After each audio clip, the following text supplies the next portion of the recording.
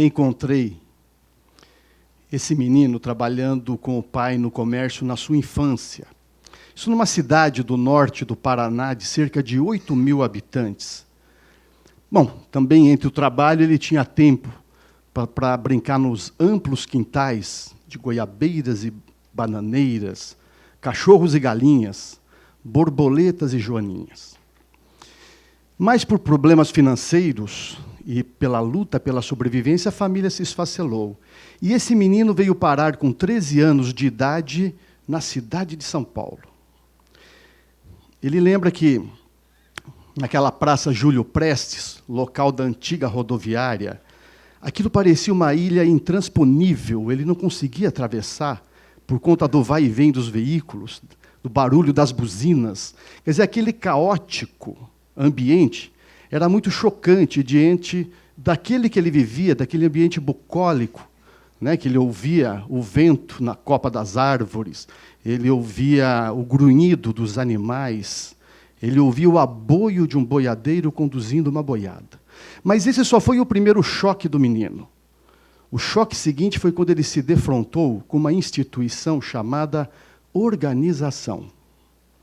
Porque a liberdade que ele vivia naqueles quintais não combinava com aquela hierarquia rígida das organizações, feita de comando e controle. Afora um vocabulário muito desconhecido por ele, voucher, borderô, nota fiscal, duplicata. A linguagem dele era forquilha para fazer estilingue, bola de gude, né? Bola de capotão, quem tinha estava por cima. Ele logo percebeu que as leis de fora valiam mais do que as leis de dentro. Ele percebeu que produtividade era mais importante do que criatividade. Ele percebeu também que resultado valia mais do que o processo. E ele era chamado de alguns nomes que ele também estranhava muito, mão de obra. Como a sugerir que não se criasse, não se pensasse, não se imaginasse, só produzir e render.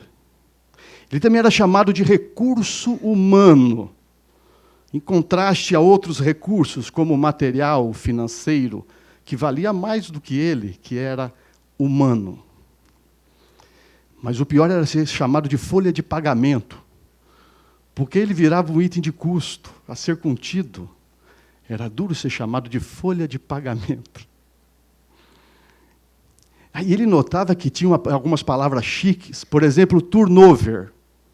Ele achava muito chique, até que ele descobriu que turnover era pegar um punhado de gente e mandar para o olho da rua. Isso é que era turnover. E aí, tinha alguns, você sabe que tinha alguns que tinham medo de ter aumento de salário, porque depois podia rodar. Então era a lista dos que tinham aumento.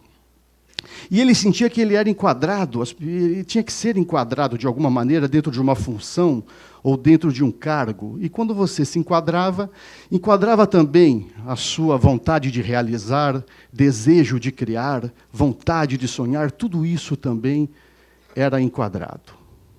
Ele notava que algumas pessoas passavam cerca de 40 horas semanais fazendo algo que detestam.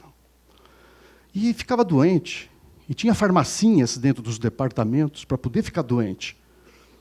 E você ia para o médico e fabricava atestados para poder não ir trabalhar. É claro que tinha uma vingança, tinha também as anedotas, né? Tinha, por exemplo, aquele funcionário que chegou para o chefe e falou: chefe, o senhor vai me desculpar, mas eu estou ganhando muito pouco. Ele falou: está desculpado. O chefe deu uma bronca nele, uma vez, uma bronca que ele ficou desse tamanhozinho.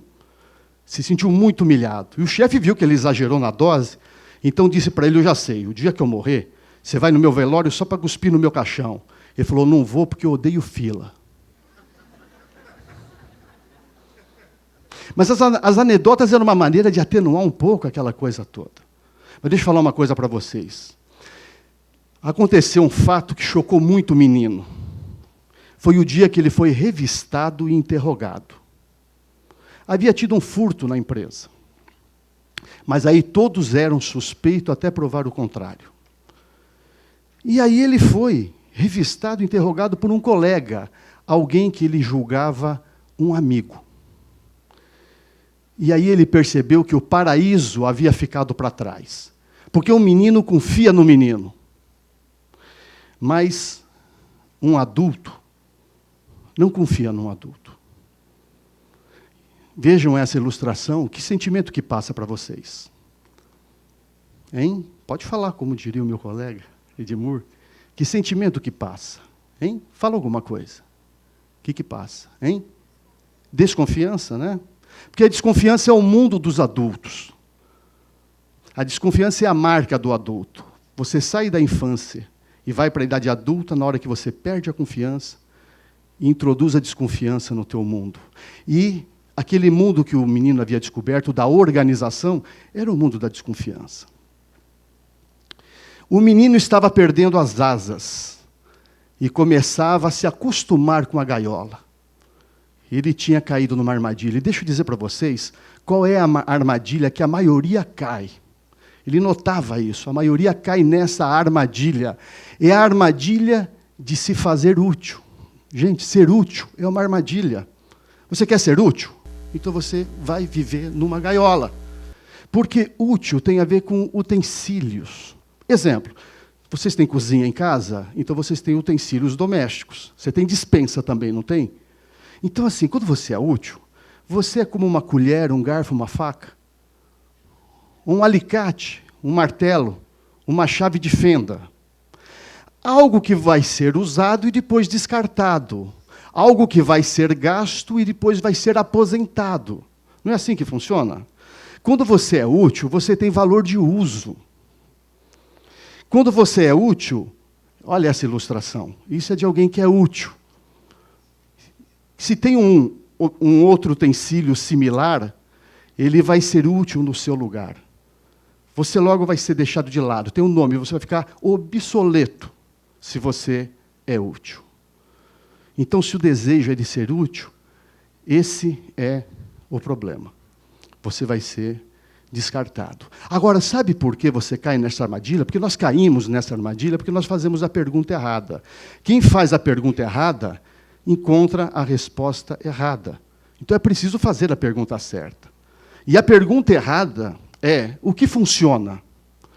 Bom, o que funciona é o utensílio. Um utensílio funciona. Um utensílio verdadeiramente funciona.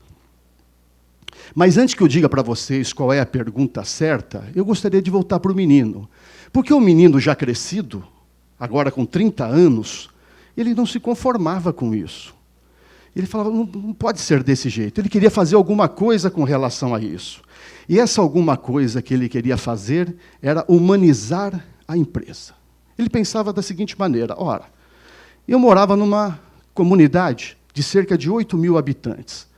Naquela comunidade, as crianças eram filhas de todas as famílias. Os pais eram pais de todas as crianças. Não havia criança abandonada. Por que uma organização não pode parecer com uma comunidade, considerando que a maior parte delas não tinha o tamanho daquela comunidade em que ele vivia? Ora, e como é que isso poderia ser feito? Exigiria uma nova consciência, um novo olhar, um novo conjunto de conhecimentos. Exigiria uma metanoia, que é uma mudança de modelo mental.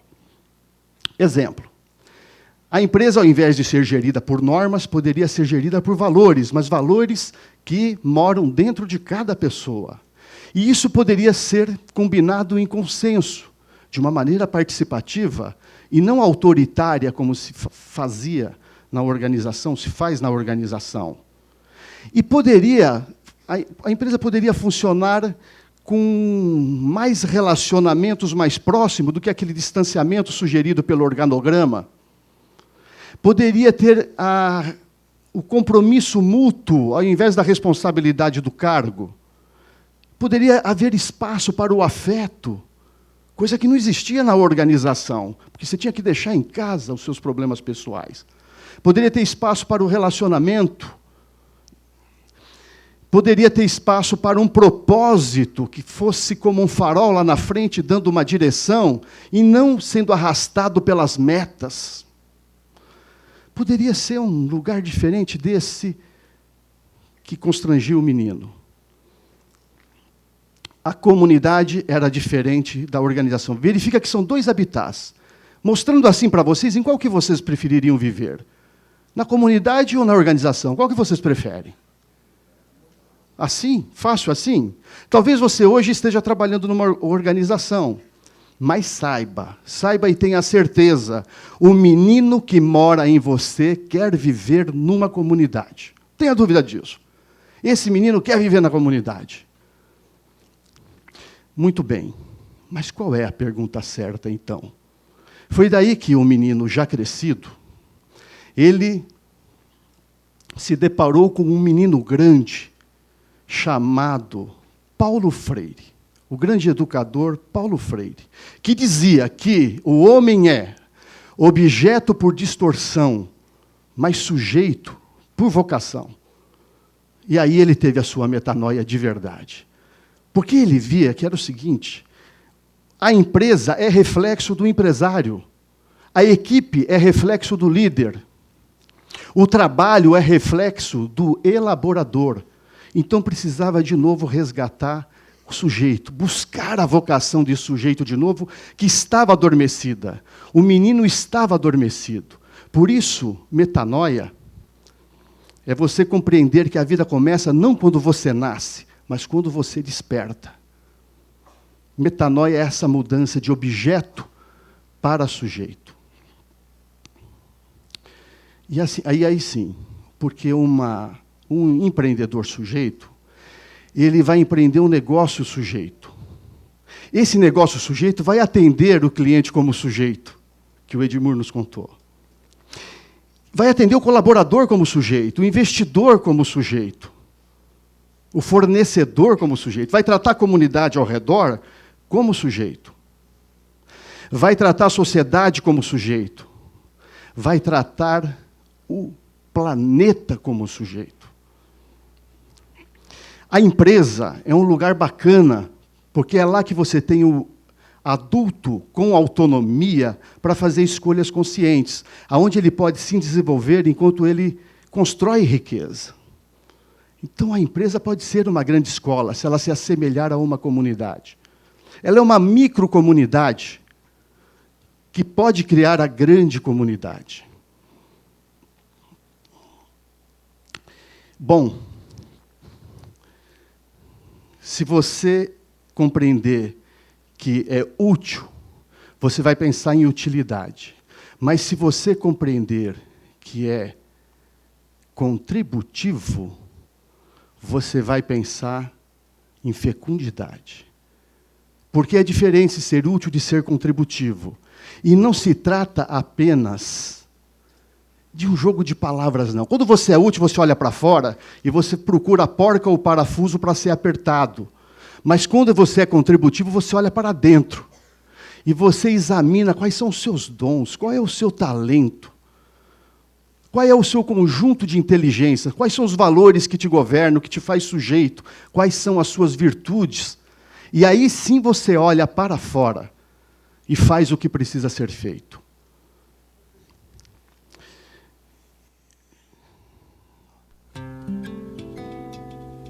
Quando você se sente fecundo, você sabe que você então é um cultivador. E a pergunta certa não é o que funciona. A pergunta certa é o que verdadeiramente importa. E o que verdadeiramente importa é viver a sua vocação de sujeito. É isso que verdadeiramente importa. Você se transforma naquilo que você cultiva. Há um menino, há um moleque morando dentro do seu coração. Toda vez que o adulto balança, o menino lhe vem para lhe dar a mão. Há um passado no seu presente. Há um sol bem quente lá do seu quintal. Toda vez que a bruxa te assombra, o menino lhe vem para lhe dar a mão. Esses versos são de Milton Nascimento e Fernando Brant, vocês devem conhecer. Essas imagens que eu mostrei para vocês é do grande Elifas Andreato, um menino grande, que nunca envelheceu e que nunca vai envelhecer. O que eu queria dizer para vocês é que dentro de cada um de nós mora um menino que quer viver a vida com beleza, com verdade e com bondade, nesse grande quintalzão de Deus chamado humanidade. Deus que abençoe o menino que mora dentro de vocês. Muito obrigado.